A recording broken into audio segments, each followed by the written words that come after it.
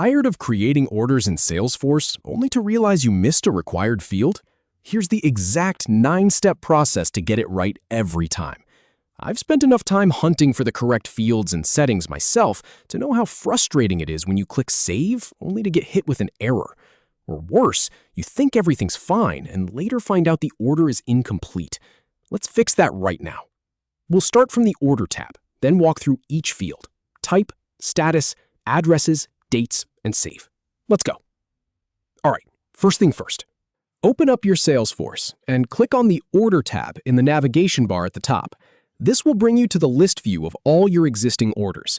If you don't see the Order tab right away, check under the App Launcher or the drop-down menu. It's usually there, but your org layout might have it tucked away. Now, look for the New button. It's typically a blue button on the top right of the list view. Click that to start creating a new order.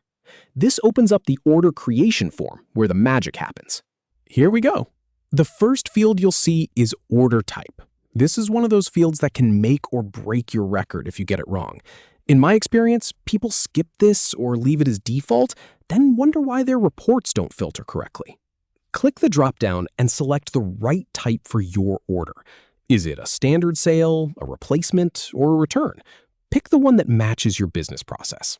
Take a second here and make sure it's correct. Next up, the status field. By default, it might be set to draft. That's fine for now, but think about where this order is in its life cycle. If it's ready to go, you might set it to activated. If it's still being worked on, leave it as draft. The important thing is you don't skip this step. I've seen orders get lost in limbo because the status was never updated. Now for the shipping address. This is where a lot of people rush and make mistakes. Click into the shipping address field. You can either type the address manually, or if you have a related account or contact, you can use the lookup icon to pull it from their record. Here's a tip. Always double-check the zip code. A single wrong digit can send your order to the wrong warehouse or delay delivery. Take your time on this one.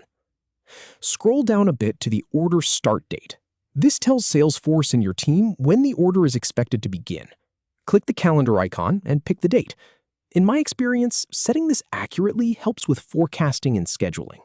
If you're not sure, a safe bet is today's date or the date you're entering the order. But don't leave it blank or you'll get a validation error later.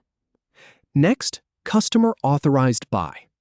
This field is for recording who approved the order from the customer side. It's not just a formality. If there's ever a dispute, you've got a name to reference. Click the lookup icon or start typing the contact's name. If the contact isn't in Salesforce yet, you might need to add them first. But usually, if you've been working with this customer, their info should already be there. Now let's set the billing address. This might be different from the shipping address, so don't just copy it over automatically. Click into the field and enter the address where the invoice should go. Again, use the lookup if you can, or type it manually. Double-check everything, especially if the billing department is at a different location than where the product is being shipped. We're almost done. Scroll all the way down to the bottom of the page and look for the Save button.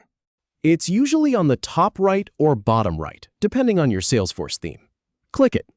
Salesforce will validate all your fields. If something's missing, it'll highlight it in red. Just fix those and click Save again.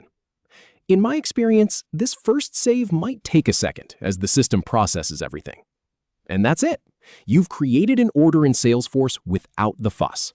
Now you can confidently create complete, accurate orders every time without hunting for missing fields or getting errors. If you found this helpful, give the video a like and subscribe for more Salesforce walkthroughs. I'll see you in the next one.